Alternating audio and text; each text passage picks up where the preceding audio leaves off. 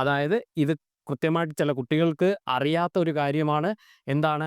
ഇവിടുന്ന് ഒരു കോമൺ ആയിട്ട് 2നെ എടുക്കുന്നു, ഇവിടുന്നും കോമൺ ആയിട്ട് 2നെ എടുക്കുന്നു. Okay, 2 into A 2a, 2 into 3 6. കണ്ടോ? മാറ്റം ഉണ്ടാവില്ല, അത് ശ്രദ്ധിച്ചോണം. ഈ 2ഉം ക്യാൻസൽ ചെയ്യാം. നമ്മൾക്ക് എന്ത് കിട്ടി? 7a പ്ലസ് 7 കൊണ്ട് അകത്തോട്ടിട്ട് മൾട്ടിപ്പിൾ ചെയ്യുക. 7 ഇൻറ്റു 3 എന്ന് പറഞ്ഞാൽ 21d ആണ്. ഈക്വൽ ടു എത്രയാണ് കിട്ടിയിരിക്കുന്നത്? 70 ആണ് നിങ്ങൾക്ക് കിട്ടിയിരിക്കുന്നത്. ഇവിടെ നിങ്ങൾക്ക് കോമൺ ആയിട്ട് എടുക്കാൻ പറ്റുന്ന വാല്യൂസ് ഉണ്ട്. നോക്കി, എന്താണ്? 7ഉം 21ഉം 7ന്റെ മൾട്ടിപ്പിൾസ് ആണല്ലോ. അപ്പം നിങ്ങൾക്ക് കൃത്യമായിട്ട് എടുക്കാം. നോക്കാം നമുക്ക്. 7നെ ഇനി കോമൺ ആയിട്ട് എടുത്തു കഴിഞ്ഞാൽ എ പ്ലസ് ഇവിടെ നിന്ന് എടുക്കുമ്പോഴത്തേക്ക് എത്ര? 3d equal to 70. ഈ 7നെ അങ്ങ് അപ്പുറത്ത് കൊണ്ടുപോവുക. ഈക്വലിന് അപ്പുറത്തേക്ക് കൊണ്ടുപോവാ. ഈക്വലിന് ഇപ്പുറത്തേക്ക് കൊണ്ടുവരുമ്പോൾ എന്താവും? ഡിവിഷൻ ആവും. A plus 3d equal to 70/7 we get 10. കിട്ടിയോ? 10 കിട്ടി.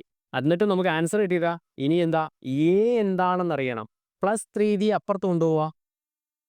10 മൈനസ് 3d എന്ന് കിട്ടി. ഇതാണ് നിങ്ങളുടെ എയുടെ വാല്യൂ. എ കിട്ടിയല്ലോ. ഡി നിങ്ങൾക്ക് ഇഷ്ടമുള്ള ഡി എടുക്കാം. അപ്പം ഞാൻ ഫസ്റ്റ് ഡി ആയിട്ട് എടുക്കിയിരിക്കുന്ന 1 ആ. ഓക്കെ, ഫസ്റ്റ് അരിത്തമെറ്റിക് സീക്വൻസ് ആണ് ഞാൻ എഴുതുന്നത്. ആദ്യത്തെ ടേം ഞാൻ എയിൽ ഇട്ട് കൊടുക്കുകയാണ്.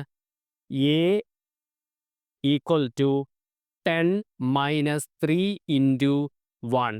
എന്താ കിട്ടി? 10 മൈനസ് 3. 3 ഇൻറ്റു 1 3 തന്നെയാണ്. 10 മൈനസ് 3 എന്ന് പറയുമ്പോൾ എന്ത് കിട്ടി നിങ്ങൾക്ക്? 7.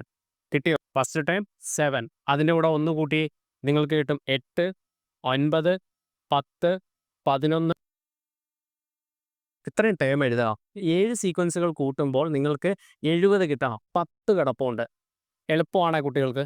10 മനസ്സിലുണ്ടായിരിക്കണം. 11ഉം 9 കൂടെ കൂട്ടുമ്പോൾ എത്രയാണ്? 20 കിട്ടും. 20ഉം ഈ 10 കൂടെ കൂട്ടുമ്പോൾ 30 ആയോ? 30ഉം ഇവിടെ ഒരു 10 ഉണ്ട്, 40. 40ഉം 2ഉം കൂടെ 42. 42 8ഉം കൂടെ കൂട്ടുമ്പോൾ എത്രയായി? 50 ആയി. 50ഉം 10ഉം 60 ആയോ? 60ഉം ഈ 3ഉം 63. 63ഉം 7 കൂടെ കൂട്ടുമ്പോൾ എത്ര കിട്ടുന്നത്? 70.